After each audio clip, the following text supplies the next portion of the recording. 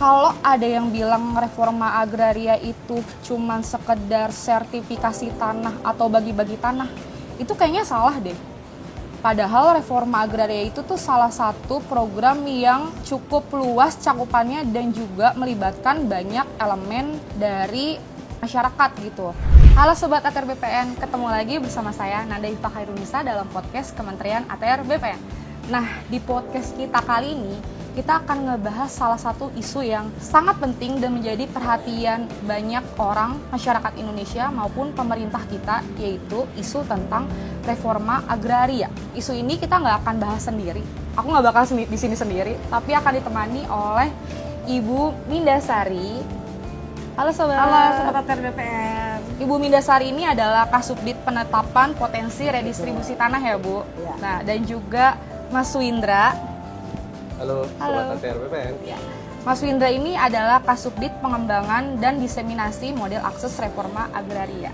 Mas, Bu, kalau misalnya kita mau ngomongin terkait reforma agraria ya, sebenarnya itu kan kayak salah satu bahasa yang mungkin masyarakat juga ada beberapa masyarakat yang awam sama kata-kata reforma agraria gitu. Mungkin cuman para pegiatnya aja yang tahu tentang reforma agraria ya. Ya. Sebenarnya tuh reforma agraria itu apa sih, Bu? Pak, Mas? Oke, dapat saya jelaskan ya Mbak Nanda dan Sobat ATR BPN. Jadi reforma agraria itu adalah penataan kembali struktur penguasaan, pemilikan, penggunaan dan pemanfaatan tanah agar lebih berkeadilan dan juga untuk peningkatan kesejahteraan masyarakat, di mana mempunyai dua instrumen. Yang pertama adalah penataan aset, yang kedua adalah penataan akses. Nah, dua instrumen ini adalah merupakan instrumen yang satu kesatuan yang tidak dapat dipisah-pisahkan.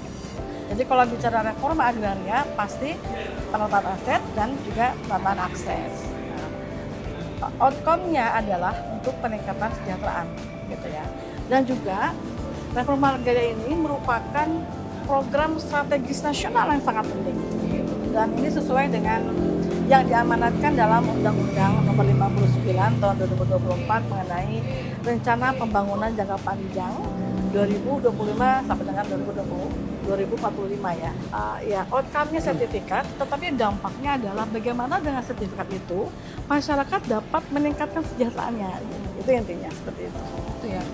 Kalau dari Mas Windra sendiri, Mas? Ya, jadi simpelnya kalau kita pemerintah memiliki tugas gitu memberdayakan masyarakat, menggunakan memanfaatkan tanahnya supaya lebih produktif, Betul. berdaya guna, berhasil guna, akhirnya untuk kesejahteraan masyarakat gitu ya. Jadi itu yang kita harapkan dari reforma agraria, Mbak Nanda. Kalau berbicara mengenai fungsinya, seperti tadi Mbak Nanda tanyakan, tentu tidak terlepas dari dua hal tadi, dua instrumen tadi. Fungsi penataan aset adalah untuk memberikan kepastian hukum. Jadi masyarakat dari yang mempunyai tanah, dari yang tidak punya sertifikat, itu menjadi bersertifikat. Ya, tentu saja setelah penataan aset ini, fungsi yang kedua adalah penataan akses. Bagaimana ATR BPN beserta struktur organisasi atau perangkat daerahnya disertai juga dengan CSO itu dapat saling bahu-membahu bersinergi untuk membantu memberdayakan perekonomian masyarakat itu hasil dari penataan aset itu. Nah, ini dapat dilakukan melalui pemberian modal, kemudian pendampingan usaha, kemudian juga pemberian sarana prasarana barang-barang untuk usahanya, pelatihan packaging, kemasan-kemasan dalam usaha yang digiatkan dalam suatu wilayah atau suatu desa kampung tersebut. Kemudian manfaat atau fungsi yang ketiga adalah terkait dengan untuk penyelesaian konflik. Gitu. Konflik-konflik ini kita mengenal adanya LPRA atau lokasi prioritas reforma agraria. Nah, LPRA ini menyangkut dengan beberapa tipologi kewenangan dari beberapa instansi. Jadi kalau konflik dengan masyarakatnya itu di tanah masyarakat, di tanah transmigrasi, berarti itu adalah kewenangan Kementerian Transmigrasi. Itulah fungsi reforma agraria dalam penataan aset untuk kepastian hukum kepada masyarakat, memberikan sertifikat, kemudian kepastian pemerataan ekonomi yang lebih berkeadilan dalam penerapan akses dan penyelesaian konflik dan keadilan. Sulit. Ya. Jadi memang adanya CSO, nah mereka ini sebagai pengusung gitu, yang sekarang Betul. mereka itu jadi mitra strategis kita dalam menyelesaikan agenda reforma agraria seperti itu. Ya. Nah harapannya ke depan cerita-cerita positif yang sudah banyak sekali kita kerjakan ini juga dapat disampaikan oleh mitra strategis kita Betul. seperti itu terkait dengan agenda reforma agraria harapannya. Gitu. Jadi kalau ada yang bilang reforma agraria ini adalah program kerja strategisnya Kementerian BPN, itu betul. Betul. Itu sangat amat betul. Ya, betul. Tapi dalam pelaksanaannya kita nggak sendiri ya, Iya. ternyata ya Bu, Mas. Tadi sih kalau didengar dari penjelasannya Ibu sama Mas tuh lebih ke banyak banyak banget ya Banyak peran banget, dari ya. macam-macam. Banyak. Betul, termasuk pemerintah Pemerintah. daerah begitu Iya. ya, keterlibatan mereka bagaimana di dalam gugus tugas reforma agraria. Ya, Ya. itu yang perlu kita memberikan pemahaman karena kita juga sangat-sangat bergantung kepada pemerintahan daerah dalam kaitan gugus tugas reforma agraria ini. Jadi kalau CSO datang ke kami atau BPN, jadi di Direktorat Penataan Agraria itu, khususnya di Direktorat Bidpom, kami sangat membuka akses, ya, Pak Wito, Betul. membuka akses bagi masyarakat untuk menyampaikan pendapatnya, gitu, menyampaikan unek-uneknya, gitu ya. Kami membuka audiensi dengan CSO, di mana CSO ini membawa masyarakat, gitu. Seberapa penting sih gitu harus ada reforma agraria di Indonesia gitu? Kenapa program ini harus dijalankan dan juga kenapa reforma agraria ini tuh selalu jadi mention era presiden manapun gitu? Mungkin kalau Sobat ATR BPN pahami kalau tidak ada agenda reforma agraria begitu, jadi Mbak Nana struktur penguasaan pemilikan ini akan dikuasai oleh satu pihak gitu ya, menguasai dengan lahan yang luas gitu. Kalau kita tidak atur struktur penguasaannya, makanya kita kenal adanya indeks Gini dan ketimpangan seperti itu. Nah, makanya agenda reforma agraria ini sangat penting. Jadi masyarakat yang penguasaan pemilikannya ini masih memang belum ada begitu atau kecil, nah itu yang kita berikan terkait dengan penguasaan pemilikannya. Itulah agenda reforma agraria ini. Ternyata tuh reforma agraria itu hadir untuk memberikan keadilan ke penguasaan tanah ya. Iya. Jadi penguasaan tanah di Indonesia tuh nggak cuman bertumpu di satu orang dengan Betul. kepemilikan luasan tanah tuh yang besar gitu. Tentunya tidak hanya penguasaan, Mbak Nanda. Iya. Kan penguasaan kita hanya menguasai Menguasai orang, aja, tapi ha. bagaimana memberikan kepastian pemilikan kepada masyarakat gitu ya. Tentunya di sini bagian dari Sobat ATR BPN yang menonton pasti menjadi subjek ataupun orang yang mendapatkan program reforma agraria. Saya kira Sobat ATR mungkin tidak menyadari begitu ya. Sebenarnya mereka itu mungkin gitu ya mendapatkan program reforma agraria ini, cuma mereka nggak tahu Nah, kalau iya. ini merupakan program reforma agraria. Itu sebenarnya. Terus kalau misalnya masyarakat tuh biar tahu kalau ternyata lokasi tempat yang dia tinggali selama ini termasuk dari program RA tuh gimana tuh? Nah, tentunya kita Kementerian ATR itu kan punya perwakilan di masing-masing kabupaten kota. Nah, inilah kepanjangan tangan kita karena kita vertikal dari kantor pertanahan biasanya akan mensosialisasikan program-program reforma agraria itu, misalnya kegiatan PTSL, redistribusi tanah, itu di mana titik-titik lokasinya dari Instagram kita, sosial media kita. Nah, ini fungsinya Sobat ATR BPN harus aware juga dengan sekeliling gitu ya, berita-berita, memantau IG-IG kementerian atau lembaga atau dinas yang memang sangat penting keberadaannya untuk Sobat ATR BPN juga seperti itu. Kalau secara teknis nih, kalau misalnya kita pengen tahu nih, gimana sih BPN tuh menetapkan satu wilayah tuh menjadi lokasi pelaksanaan dari RA? Oke. Ada yang namanya TORA, Tanah Objek Reforma Agraria. Nah, TORA ini asalnya itu berasal dari 3 hal. Berasal dari kawasan hutan, kemudian juga non kawasan hutan, dan dari tanah-tanah hasil penyelesaian konflik agraria. Kategori yang bisa masuk terkait dengan sumber tora dari non kawasan hutan, atau kita bisa sebut non KH gitu ya, tanah-tanah ex hak guna bangunan, ex hak guna usaha, tanah-tanah telantar, tanah bekas tambang, kemudian 30% dari yang dikuasai bank tanah. Nah, kemudian tanah-tanah hasil dari penyelesaian konflik-konflik agraria yang tadi saya sebutkan Mbak Nanda, yang dari tanahnya itu ada di atas tanah transmigrasi dan seterusnya. Nah, kemudian tahapannya itu adalah pertama usulan data tora. Jadi diusulkan dulu nih. Nah, yang mengusulkan data tora ini ada bisa dari masyarakat, kemudian dari CSO, juga dari pemerintah setempat. Setelah diusulkan, kemudian direkomendasikan data tora ini. Siapa yang merekomendasikannya? Yaitu dalam gugus tugas reforma agraria. Gugus tugas reforma agraria ini, kemudian selanjutnya setelah direkomendasikan dilakukan telahan. Jadi tidak serta-merta menunjuk begitu saja. Nah, dilakukan telahan data tora. Setelah dilakukan telahan, kemudian dilakukan telahan analisis yuridis dan fisiknya, gitu ya. Baru kemudian dilakukan penetapan tanah objek reforma agraria, tentu saja disertai dengan parsialnya berupa peta keliling. Nah, jadi proses bisnis dari awal sampai akhirnya seperti itu.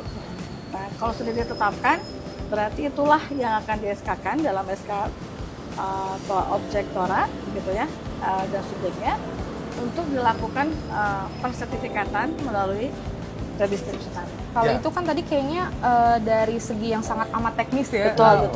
Prosedur yang emang harus dilalui ketika pengajuan atau Tanah objek penetapan reforma menjadi agraria. tora itu. Iya. Cuman tuh kalau misalnya dari perspektif masyarakat mungkin akan menanyakan gini, ketika dia tinggal di satu kawasan hutan, dia akan merasa kayak, oh ini saya tuh berhak nggak sih atas tanah ini gitu, yang saya tinggali gitu. Ya. Jadi seperti itu tadi, usulan data calon tora itu dapat dilakukan oleh masyarakat. Jadi misalnya masyarakat, sekelompok masyarakat gitu ya, itu dapat mengusulkan kepada gugus tugas reforma agraria. Jadi seperti tadi yang dijelaskan oleh Pak Windra, kepanjangan tangan kita di pusat itu ada kantor pertanahan, ya. Kalau tidak salah 486 ya kantor Iya, pertanahan, ada banyak. ya. Seluruh Indonesia, dan juga kantor wilayah. Masyarakat dapat datang langsung ke kantor pertanahan, kemudian memberikan keterangan selengkap mungkin, gitu ya. Kalau perlu bawalah apa yang ada di rumah mereka, misalnya surat garapan atau apa itu ya, apapun itu, kemudian nanti oleh kantor pertanahan akan diusulkan kepada gugus tugas reforma agraria. Jadi intinya simpelnya gini Mbak Nana, kalau masyarakat itu yang berada di dalam kawasan hutan ini kan banyak ya di Indonesia ya. Itu kan ada dua kewenangan kementerian, itu Kementerian Kehutanan begitu. Jadi simpelnya si masyarakat ini harus dapat pelepasan dari kawasan hutan dulu dari Kementerian Kehutanan itu ATR. Nah, setelah itu prosesnya di balik layar itu ya panjang. Setelah proses pelepasan kawasan hutan itu terbit dari Kementerian Kehutanan, nah barulah proses sertifikasi itu dapat kita lakukan. Untuk beberapa wilayah yang ada di Indonesia, masyarakatnya itu ada yang malah nggak mau tanahnya disertifikatin. Betul. Inilah menjadi tantangan di dalam agenda reforma agraria, khususnya bagaimana mensertifikatkan masyarakat hukum adat ini supaya mereka mau disertifikatkan. Nah, tentunya ada sisi positif dari pensertifikat tanahnya seperti itu. Yang pasti kan kita akan memberikan kepastian hukum seperti itu. Apalagi reforma agraria sekarang ada aksesnya begitu. Nah, nanti saya akan cerita bagaimana ada salah satu contoh di Bali misalnya masyarakat hukum adat itu diberikan hak pengelolaan, kemudian kita tindak lanjuti dengan penataan akses, kemudian mereka dapat akses untuk off-takernya. Nah, ini kan menarik begitu. Ini bisa menjadi contoh ataupun pola yang akan kita bisa informasikan kepada masyarakat adat yang lain supaya ayo kita terbuka untuk mensertifikatkan tanah. Negara tidak akan mengambil itu, negara memastikan kepastian hukum untuk masyarakat adat seperti itu, Mbak. Gimana sih caranya pemerintah itu memastikan bahwa reforma agraria itu bisa sampai kepada yang memang haknya gitu? Kita adakan sosialisasi dulu, penyuluhan kepada masyarakat bahwa Bapak Ibu, tanahnya ini sekarang sudah masuk dalam penlok atau penetapan lokasi untuk redistribusi tanah. Setelah dilakukan sosialisasi, kemudian dilakukan invent inden. Nah, inilah tahapan awal sebagai saringan utama, ya, tindakan preventif utama, di mana CNC atau clean and clear itu hadir gitu. Jadi di invent betul-betul, diidentifikasi betul-betul mana subjek yang berhak, mana objek yang berhak.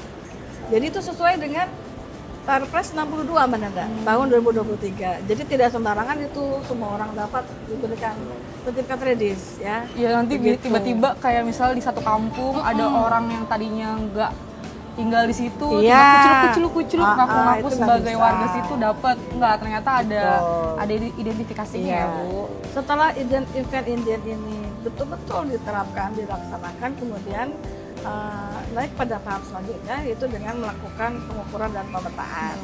Oleh siapa? Tentu oleh seksi survei dan pengukuran di kantor petanah setempat.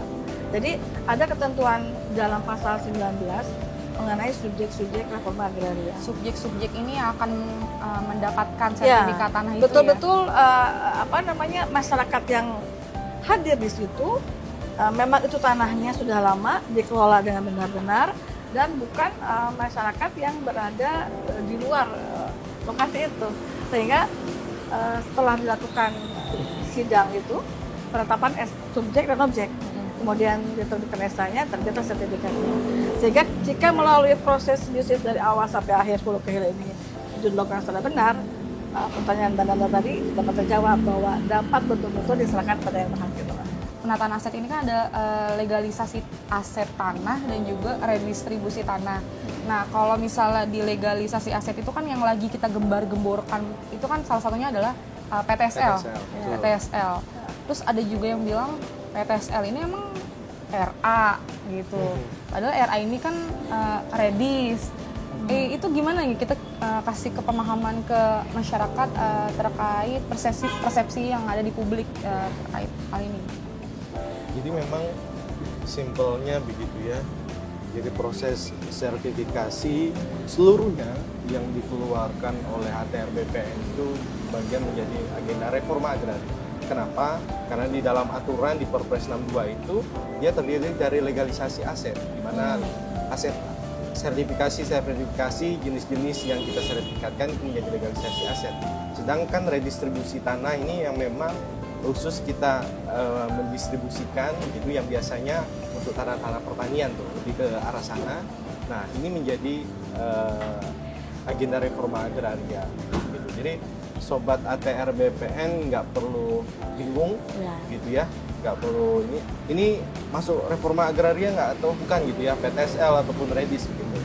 Dua-duanya merupakan agenda reforma agraria yang itu dijamin oleh negara sertifikatnya seperti itu. Iya.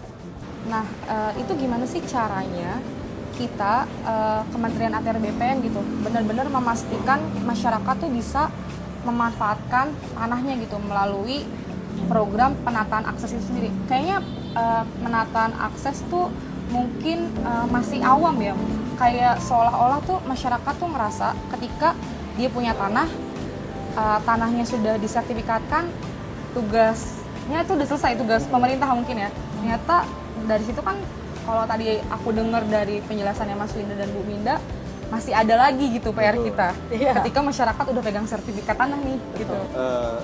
Masyarakat dulunya tanah-tanah itu disertifikatkan ya sudah tidak ada nilai ekonomi tambahan.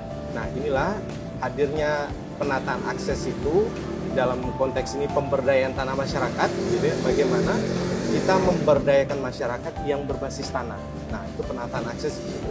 Bagaimana kita mendampingi masyarakat sehingga mereka memiliki nilai ekonomi, nilai tambah dari tanah yang mereka miliki.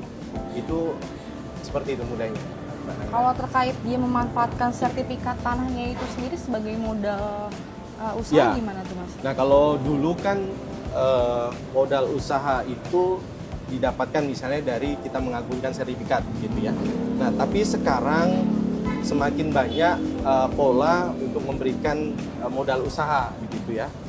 Nah, bisa yang menjadikan jaminan itu selain sertifikat kegiatan usahanya itu sendiri itu bisa gitu ya. sih. Oh, bisa.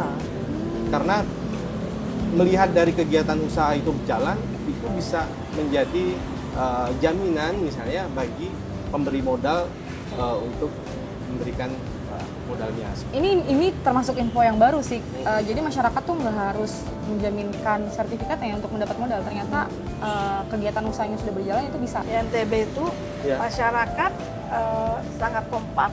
Ada berapa kolam Di Kota Mataram itu di ya. Kota Mataram, baby fish, Baby fish. Mbak Nanda. Baby fish. Baby fish. Mereka membentuk koperasi. Oh. Nah, dibantu oleh outtakernya dari salah satu PT ya. Sehingga dikasih modal. Kemudian kami ke sana mencicipi juga tuh baby fish-nya. Hasilnya. Ya, ada kemasannya gitu. Di dalam kemasannya itu ada ini adalah produk kerjasama dengan ATR BPN Entah Kota Mataram. Mataram. Ya. Dan itu saya tanya masyarakatnya ibu-ibunya itu ya. Ibu ini pengelola koperasi ya, Bu. Apakah ada peningkatan pendapatan? Dia bilang sangat membantu. Kita tidak mau pada saat telah diberikan sertifikat begitu asetnya tidak dimanfaatkan, kemudian akhirnya mereka tidak memiliki uang, merasa tanah itu tidak produktif, kemudian dijual gitu ya. Iya. Nah, ini yang kita tidak mau Jangan gitu kan. sampai. Tidak ada nilai untuk meningkatkan ekonomi mereka. Makanya hadirlah pemberdayaan tanah masyarakat atau penataan akses yang harapannya sertifikat diterbitkan, kemudian akses dihubungkan begitu, ketemu begitu, kayak dua hal yang positif ini. Kemudian, nah harapannya mereka tidak menjual tanah-tanah itu, karena kalau sudah sekali dijual, dapatnya cuma sekali. Iya. Iya. Tapi kalau diusahakan, dimanfaatkan, bisa dapatnya Berkali-kali sepanjang lipat mereka menggunakan keuntungannya. apa. Seperti itu, Mbak. Kampung Reforma Agraria itu sebenarnya apa sih gitu? Suatu bentuk wujud nyata keberhasilan reforma agraria yang berada pada suatu kampung, di mana di sana itu sudah terlaksana satu penataan aset, dua tata guna penggunaan tanah, kemudian yang ketiganya adalah penataan akses. Jadi kampung reforma agraria ini bukan sembarang kampung gitu ya. Yaitu Kampung bukan sembarang bukan, kampung. yaitu ada prosesnya Mbak Nanda. Ditetapkan melalui SK. Oleh siapa? Oleh Bupati loh. Oleh Bupati dan oleh Pak Wali Kota setempat. Nah, jika sudah seperti itu, ada syaratnya nih dikatakan kampung reforma agraria. Tadi itu 3. Merupakan tanahnya itu merupakan hasil dari pelaksanaan penataan aset. Kemudian tata penggunaan tanahnya itu harus ada setting lah. Penggunaan itu buat apa? Di sini untuk pemukimannya, kemudian ada semacam shelter gitu ya. Jadi ditata tuh di mana fase-fasenya seperti itu. Sudah ada 192 SK Kampung Reforma Agraria di seluruh Di Indonesia. Oh, itu udah berhasil Bu pelaksanaannya. Nah, Apa masih Keberhasilan ini tergantung dari bagaimana si suatu kampung itu terbentuk sinergitasnya. Jika dia sinergitas antara ATR BPN dan stakeholder terkait pemerintah setempat itu, kemudian dengan stakeholder off-takernya itu bagus, maka itu banyak sekali contoh-contoh itu dapat berhasil, Pak. Betul-betul dapat meningkatkan indeks pendapatannya. Nah, ini Mbak Nana, kita cerita kampung RA ini ada salah satu kampung di Pandeglang, itu namanya Desa Bandung. Ini kampung RA terbaik. di satu tahun- Indonesia? Betul, di satu Indonesia. Desa ini mendapatkan penghargaan dari Kementerian Dalam Negeri. Pada saat itu diserahkan langsung oleh Pak Mendagri, Pak Tito, ke Kepala Desa. Menjadi kampung reforma agraria terbaik di Indonesia. Nah, ini harapannya menjadi trigger bagi kampung-kampung atau desa yang lainnya untuk berbuat demikian. Makanya tadi saya awal itu sebagai laboratorium gitu ya. Bagaimana kalau dari kampung atau desa yang lain ingin melihat bagaimana contoh sukses pelaksanaan reforma agraria itu, ya ada di kampung. Jadi trigger ya? Nah, Ya, jadi trigger trigger ego seperti itu. gitu. Sebenarnya tuh Mas, apa sih yang bisa menjadi salah satu kriteria yang menyatakan kalau kampung RA ini ya sukses gitu yang tadi lo bilang ya. Apa aja komponen-komponen penilaiannya gitu? Yang jelas dengan adanya kampung RA ini sudah ada komitmen dari pemerintah daerah gitu ya, karena bupati yang menetapkan kampung RA ini. Ya. Nah, bagaimana tadi Bu Minda bilang sinergi kita sih jelas. dari berbagai pihak gitu ya, terutama kepala desa yang ada di situ. Gitu ya. Kemudian kantor pertanahan. Nah, bagaimana mereka bergerak bersinergi begitu dapat menjalankan roda ekonomi di sana gitu ya, mulai dari kecil pastinya hingga dia berjalan secara sustain. Jadi itu kalau misalnya kita mau mensukseskan kampung reforma agraria ini untuk beberapa masyarakat mungkin ya di seluruh Indonesia, itu tuh dari kitanya sebagai masyarakat emang harus aware dulu ya. Betul. Untuk mau gitu, mau membangun rumah kita Betul, lah betul. ibaratnya yang menjadi tempat kita tinggal. Terus gimana kita juga membangun sinergi ke pemerintah Betul. daerahnya. BPN akan turun langsung ke sana dan mensupport kegiatan dari apa yang sudah dijalankan sama desa tersebut. Ini juga Mbak Nana, ke depan ini kan kita harus menyesuaikan dengan generasi yang sekarang, Gen Z gitu. Iya, Gen Z. Kita akan coba buatkan poin-poin titik-titik reforma agraria yang ada di Indonesia, Iya. lengkap dengan potensi gambar-gambar visualisasi Wih, yang menarik keren. Iya. buat Gen Z sekarang. Iya. Sekarang Keren kan sih, itu keren. posisinya di mana, pokoknya kalau itu Instagramable itu tetap Iya, dikejar kan gitu kan. Iya lagi. Nah, itu Tempat foto-foto ke hits. depannya kita akan buat Iya. seperti itu supaya reforma agraria itu tidak hanya dari generasi yang dahulu, tapi generasi sekarang itu memahami dan mengerti. Bisa reforma dinikmati agraria. seluruh kalangan Nah, gitu itu harapannya. dia Itu harapan tuh kita. kapan kita bisa tahu hal itu tuh? Kita Mas sudah Bu? memulai dengan mengidentifikasi 192 92. reforma agraria di Indonesia. Nah, Sebenarnya ada nggak sih reforma agraria di perkotaan gitu? kemarin saya baru dari Kabupaten Tangerang. Ini bisa kita sebut Jabodetabek ya. Ya, Nah, Jabodetabek Iya. Kabupaten Tangerang itu dia ada lokasi penataan akses yang meraih penghargaan 30 besar ya. oh, terus apa Nah, tuh Mas? Itu dia desa eduwisata. Jadi desa yang menggambarkan miniatur Indonesia. Jadi menarik. Menarik. Jadi saya ke sana itu dia ada pura, ada vihara, ada masjid, ada gereja. Ih, keren banget. Keren kan? Oh, keren.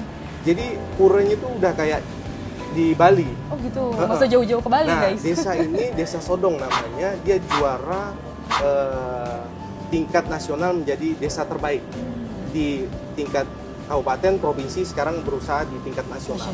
Nah, itu dia di wilayah perkotaan, Kabupaten Tangerang kan, dia termasuk di wilayah perkotaan yang ini yang akan kita dorong supaya dekat pada masyarakat ya. Yang selama ini mungkin di hutan-hutan atau di Iya, desa-desa begitu ya. Nah, yang dekat inilah yang nanti kita coba tonjolkan supaya generasi Gen Z ini bisa aware, bisa nyari Oh, ini ini loh loh. reforma Iya. agraria Yang kan penting, gitu. oh, ini loh. Oh, ini Gitu, loh iya. gitu kan apa yang sedang kita bicarakan, seolah-olah kalau kita ngomong reforma agraria kok kayaknya Berat banget. Berat banget. Kayaknya buat obrolan buat orang-orang tua kan gitu ya. Iya. Padahal ini yang kita coba masuk ke generasi Z sekarang. Begitu. Begitu. Apa sih tantangannya gitu dalam pelaksanaan ini? Ex Hakuna Usaha ini yang oleh pemiliknya itu tidak dimanfaatkan lagi pun juga tidak diperpanjang. Nah, sehingga kan ini menyebabkan bisa terindikasi katakanlah apa namanya ditelantarkan oleh perusahaannya, kemudian masuklah masyarakat mungkin ya yang mungkin bisa mengokupasi daerah itu. Sehingga ini harus dilakukan suatu upaya agar tanah-tanah ex-HGB dan tanah-tanah ex-HGU ini perlu penertiban gitu, agar tidak terjadi ketidakpastian hukum. Itu dari segi hukumnya. Nah, kalau dari segi yang lainnya, misalnya dari segi tata kelembagaan, bahwa koordinasi dan kolaborasi itu juga masih dipandang perlu effort untuk melaksanakannya gitu loh. Kami ini sebagai pelaksana di lapangan, kami mengimbau kepada sobat ATR ya. Jadi tolong bantu kami pelaksana di lapangan untuk mensukseskan program reforma agraria ini, khususnya bagaimana mensertifikatkan tanah. Simpel aja sobat ATR. tolong pada saat petugas akan melakukan pengukuran seperti itu ya, ini tolong dipastikan bahwa tanah-tanahnya itu letak-letak batasnya itu sudah ada. Jelas. Jangan lupa pasang patok ya. Iya, pasang patok patok. seperti itu. Apalagi kalau daerahnya itu di hutan begitu ya, yang jauh, yang kita harus ke sana itu jauh sekali. Yang masih berhutan dan tidak kita bisa masukkan. Ini menjadi tantangan berat teman-teman daerah. Nah, sehingga kalau ini bisa kerjasama dengan masyarakat, ini bisa kita ini kan, saya kira pelaksanaan teman-teman di daerah akan berjalan lancar. Jangan sampai teman-teman ini dulu pernah ada plesetan ke TSL, papa tidak sayang lagi, kan jangan sampai seperti itu gitu ya. Papa nggak pulang-pulang. Karena ya itu Mbak Nana tadi saya bilang, teman-teman sampai nggak pulang, tidur di kantor, besok paginya harus berangkat kerja lagi. Nah, karena ya seperti itu kondisi, kita sama-sama saling membantu. Kalau di Pulau Jawa mungkin itu ya, nggak pulang-pulang. Tapi kalau pengalaman saya 3,5 tahun di Kalimantan Tengah, Mbak Nana. Jadi ketika ke lapangan itu saya bingung. Dari sini ke sana itu sungai, ada buayanya. Nah, terus teman-teman tuh melakukan pendataan tora itu, kepalanya doang yang kelihatan. Itu pokoknya saya bilang teman-teman jangan lupa ya, dokumentasikan. Bukannya kita lebay ya, tetapi itu Perlu. bahwa ternyata seperti itu loh perjuangan Itu kita teman-teman di kerja daerah. gitu benar-benar hadir Iya, loh masyarakat. Di balik cerita manis di akhir itu Iya, ada usaha yang luar biasa. Iya, saya juga pernah naik perahu, kalau goyang dikit ke kanan, ke kiri. Itu dari daerah Kalimantan. Jadi pasti banyak juga cerita-cerita yang bikin haru gitu ya. Iya, betul. Mengharu biru dan cerminan perjuangan dari teman-teman di daerah seluruh atau pertanahan dan juga teman-teman dari Kanwil di Indonesia yang mana berjuang dari hati gitu ya untuk memberikan servis yang excellent kepada masyarakat. Ya itu emang jadi tugas besar buat Betul. kita sebagai pelayan publik ya, Iya. Bu. Itu Ini jadi kembali salah lagi. satu amal jariah juga sih yang akan Ya, di-share ke insya kita. Allah. Insya Allah. Ada nggak sih salah satu momen di lapangan ketemu masyarakat yang testimoninya tuh terngiang-ngiang selalu gitu? Ada di Sukabumi, mereka memang berusaha pisang kependis gitu ya. Banyak sekali yang mereka butuhkan untuk mendukung kegiatan itu. Nah, kita coba usahakan mereka untuk mencarikan CSR gitu ya. Dapatlah CSR nih dari pihak ketiga yang membantu di sana gitu ya. Nah, akhirnya dananya turun, dibelikan alat-alat sesuai kebutuhan mereka. Itu setelah mereka dapat itu, mereka cerita, ada orang-orang tua nih, petani orang tua cerita sampai nangis lah. Ya Allah, ini baru pertama kali kami mendapatkan seperti ini gitu ya. Ya, Merinding ini aku dengar. Kalau bisa kami akan lakukan syukuran, Pak. Kami mengundang Bapak untuk datang mensyukuri apa yang telah kita dapatkan seperti itu. Aduh, saya merinding. Iya, aku Jujur, juga ini saya dengarnya merinding cerita sih. ini ikut merinding gitu Iya. ya. Nah, itulah cerita yang sampai ke akar ke masyarakat yang memang lah yang merasakan manfaat langsung dari reforma agraria, khususnya penataan aset dan akses. Seperti itu Mbak Nana. Kalau dari Ibu, Ya, kalau dari saya dulu pada saat pelaksanaan PTSL ya, PTSL. Jadi saya waktu itu sebagai ketua adjudikasi, karena ketua adjudikasi itu kan menandatangani sertifikat. Nah, setelah selesai sertifikatnya, gak berapa lama itu kena proyek jalan tol ya, sehingga si bapak yang punya sertifikatnya itu yang tadinya tidak punya rumah, tidak bisa menyekolahkan anaknya, itu menjadi berubah 180 derajat kehidupannya sampai mencari-cari saya ke kantor bilang terima kasih gitu ya. Padahal kan bukan saya saja yang kerja ya, Iya, tapi iya. tim. Saya bilang ini adalah kerja bersama tim Bapak. Jadi saya senang kalau Bapak sudah bisa menyekolahkan anaknya. Jadi tadinya anaknya itu jualan Mbak di pinggir-pinggir gitu. Jadi Mbak, itu adalah suatu nilai yang tidak dapat dibeli dengan uang. iya itu betul banget lagi. Gitu. Itu mahal banget sih nilainya. Iya. Ya, kalau Pak Winda aja pengen nangis, apalagi saya perempuan, tapi kita Iya. perempuan ya. Lebih terasa ya kita. Ya, Pasti karena lebih haru, lebih pasti haru benar. gitu ya. Iya. Karena kan kalau RA tuh ya sering banget ketemu masyarakat kayak kita ya. Iya. Betul. Bersinggungan sama masyarakat. Betul. Entah nanti ada kisah masyarakat marah-marah lah karena tanahnya kena konflik atau itu enggak emang. cerita sedih baiknya senengnya ya. Cerita seremnya gitu ya. Oh, ada Mas. Oh ada. Apa Pada tuh? saat kami ke Sulawesi Tenggara gitu ya, ke lokasi bencana untuk Tora gitu ya, konflik gitu. Kami pada saat ke lokasi itu mau ke lokasi itu wah udah masyarakat udah bawa Iya. alat-alat senjata Betul. itu kan. Serius? Ya, iya, kami cuma berapa Senjata orang. tajam gitu? Iya. Oh, model. Mereka berkonflik kan antara dua pihak yang menguasai sama yang memiliki surat Iya, gitu iya, ya. ha. Nah, itu sampai dikepung kita. Oh. Kondisinya udah dikepung sama masyarakat di sana. Oh. Ya, kita Iya. menyampaikan apa adanya, niat baik kita. Iya. Gitu kan kita nggak ada niat jahat Iya, itu betul. niat baik bagaimana menyelesaikan gitu. Ah. Nah, ini salah satu yang kami rasakan, yang saya rasakan. Tapi tentunya teman-teman di seluruh Indonesia itu pasti mengalami hal yang seperti itu. Itulah cerita di balik reforma agraria itu. Jadi kan ada beberapa tanah yang emang dia tidak dimanfaatkan.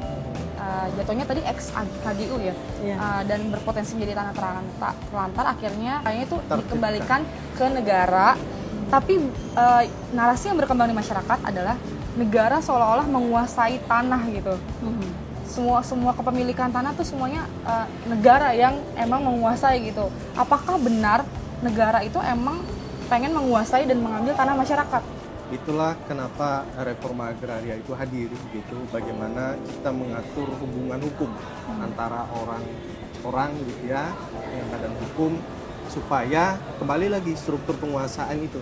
Kita ini ATR hanya mengatur terkait dengan kepastian hukumnya saja, hubungan hukumnya saja, begitu ya, supaya tidak dianggap negara tidak hadir atau memberikan kepastian hukum hanya untuk segelintir perusahaan saja, begitu ya. Padahal tidak, kita tidak mengambil, kita tidak menguasai, tapi bagaimana kita mendistribusikan, memberikan kepastian terkait dengan struktur penguasaan hukum dan penggunaan, gitu. Jadi intinya udah dijelaskan ya sama Mas Windra, enggak, negara tuh sama sekali nggak menguasai tanah, sekali. tapi kita justru membantu tanah itu sebenar-benarnya adil gitu untuk Betul. masyarakat secara kepemilikan melalui reforma dari ini ya Bu. Oke, nah seperti di awal tadi saya sampaikan Mbak Nanda terkait dengan masyarakat hukum adat, ini ada cerita yang menginspirasi gitu ya, bagaimana masyarakat hukum adat di Bali, di desa adat Asaduren itu yang telah disertifikatkan hak pengelolaan oleh kita gitu untuk memberikan kepastian masyarakat hukum adat di sana. Kemudian mereka pada saat itu kepala desa nelpon saya nih, Pak, mau dong saya difasilitasi untuk bisa usaha kegiatan pisang kapedi seperti ada yang di desa sebelah gitu ya, ada perusahaan kapedi seperti itu. Mereka memohon untuk bisa difasilitasi begitu. Nah, akhirnya kami coba menghubungkan dengan off-taker begitu. Nah, ini pentingnya penataan akses gitu ya, off-taker, sehingga mereka mau bekerja sama dan penandatangan itu juga TKS gitu ya. Nah, sehingga mereka mendapatkan bantuan bibit, pisang kapendis, bantuan alat pertanian, sampai terjadilah penanaman perdana pada saat bulan Februari di puasa pertama tuh, sebelum puasa pertama. Nah, alhamdulillah itu mereka mendapatkan penataan aset dan akses dari lokasi HPL masyarakat hukum adat pertama di Indonesia. Nah terakhir apa yang ingin Bu Minda sama Mas Windra sampaikan nggak cuma ke masyarakat, tapi ke seluruh pihak yang terlibat dalam pelaksanaan reforma agraria ini untuk bisa berperan aktif gitu. Karena kan sebenarnya reforma agraria ini bukan cuma tugasnya BPN gitu, pelimpahannya, tapi semua termasuk masyarakat, kita itu berkewajiban untuk mensukseskan program ini. Kalau kita melihat dari Perpres 62 bahwa keterlibatan pemerintah daerah, kementerian, lembaga, badan usaha ini sangat penting dalam menyukseskan reforma agraria, agenda reforma agraria. Karena memang kuncinya sinergi dan kolaborasi. Ini yang sangat penting.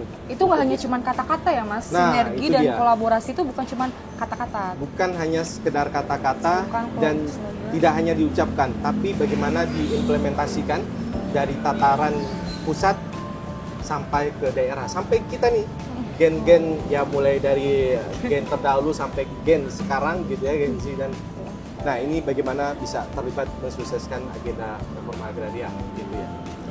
Jadi kalau dari saya ingin mengajak Sobat ATR BPN, masyarakat luas, kemudian juga termasuk dengan stakeholder terkait ya, untuk memandang tanah itu bukan hanya sebagai suatu benda saja, tetapi bagaimana dengan keberadaan tanah itu dapat meningkatkan kesejahteraannya.